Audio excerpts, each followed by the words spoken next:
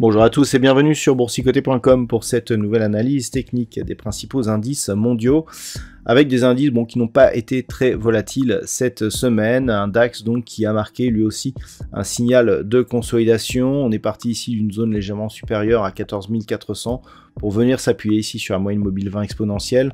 On le voit sur cette vue un peu plus rapprochée, on a un tout petit contact ici avec la bande de Bollinger supérieure, mais qui s'est extrêmement resserré par rapport même à ce que nous avons sur l'indice parisien. On a toujours des histogrammes du MACD qui sont en train de se retourner, et donc clairement on pourrait avoir atteint ici la fin de cette phase de consolidation. On est à proximité directe avec la zone de support des 14 130 points. Donc globalement, on le voit, ce mouvement ici de consolidation, même s'il y a contact ici sur la bolle inférieure, cela ne se fait pas sur une hausse de la volatilité, mais plutôt sur une baisse, donc une phase de consolidation.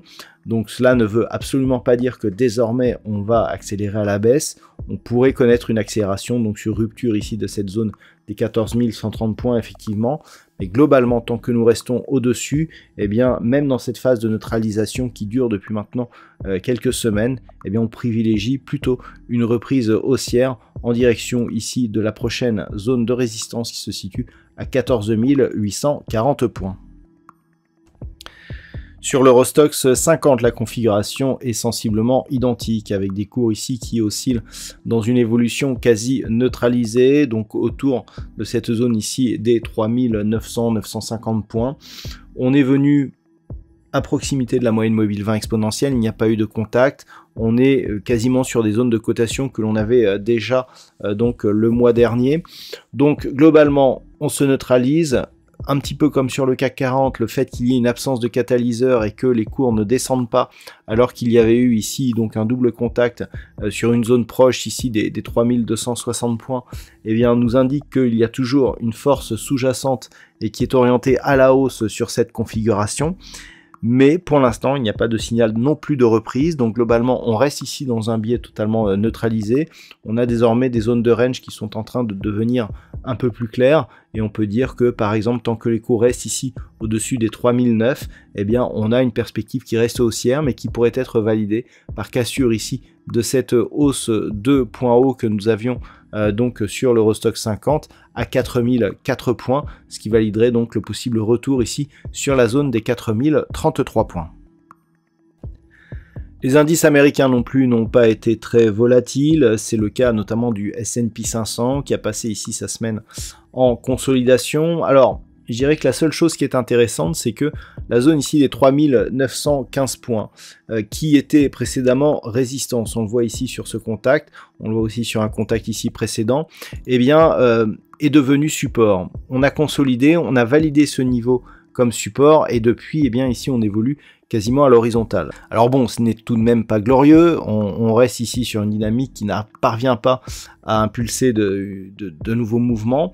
Mais globalement, tant que l'on reste au-dessus de cette zone des 3915 points, ça reste haussier dans un mouvement ici de rebond qui ne remet pas en cause par contre l'orientation baissière sur un horizon de temps un peu plus moyen terme. Donc pour l'instant, c'est plutôt haussier ici sur le très court terme, c'est plutôt baissier sur le moyen terme. Il faudra être patient pour savoir à quelle sauce sera mangé l'avenir donc de ces indices américains. Et donc nous avons un S&P 500 qui reste encore très hésitant actuellement. Sur le Nasdaq, par contre, la situation est un peu plus poussive. On avait cette zone ici des 11 575 points, cette zone qui, elle aussi, était précédemment résistance. Alors, elle a été testée, mais avec un peu plus d'enfoncement. On le voit ici sur ces quelques bougies. Ça a encore été le cas cette semaine, mais pour l'instant, en tout cas, les cours restent au-dessus de ce niveau. Donc, on est toujours globalement dans une phase de neutralisation, c'est-à-dire on est toujours dans le même range depuis la rupture ici de cette zone des 11 575 points qui a eu lieu donc au milieu du mois de novembre. Donc, toujours ici dans le même range. peut pas vraiment parler de signal de hausse, même si eh bien, la résistance ici est devenue support. Il faudrait vraiment confirmer ici par une reprise de la dynamique qui viendrait casser ici cette zone des 12 205 points. Par contre, une rupture ici de cette zone des 11 575 eh bien, annihilerait tout, je dirais, toute ambition haussière sur cet indice, puisqu'on aurait un retour ici à la case départ, c'est-à-dire des zones de cotation que nous connaissions à la fin du mois de septembre.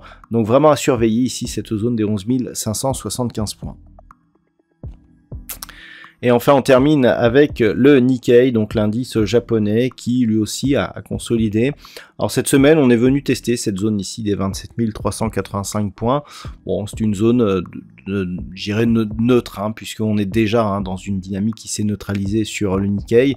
On est quasiment au milieu d'un range ici que l'on pourrait localiser entre cette zone des 25 800 points et un niveau ici un peu plus proche de ces zones de points hauts à 28 500. On a eu une tentative de sortie ici, mais qui n'a pas été suivie. Et globalement, on se rapproche ici de la zone intermédiaire de ce range. Donc très peu de signaux pour le Nikkei. Ce que l'on peut par contre souligner, c'est le fait que après cette dynamique haussière ici très mesuré, on passe sous la moyenne mobile 20 exponentielle avec un contact ici sur la bande de Bollinger inférieure.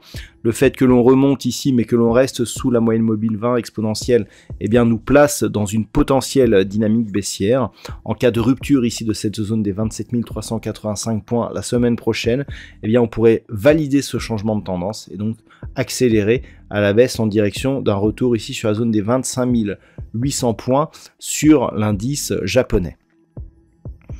Voilà donc ce que l'on peut dire sur l'analyse technique de ces principaux indices mondiaux. Je vous souhaite de passer un très bon week-end. On se retrouve dès la semaine prochaine pour d'autres analyses techniques, toujours sur le site boursicoté.com.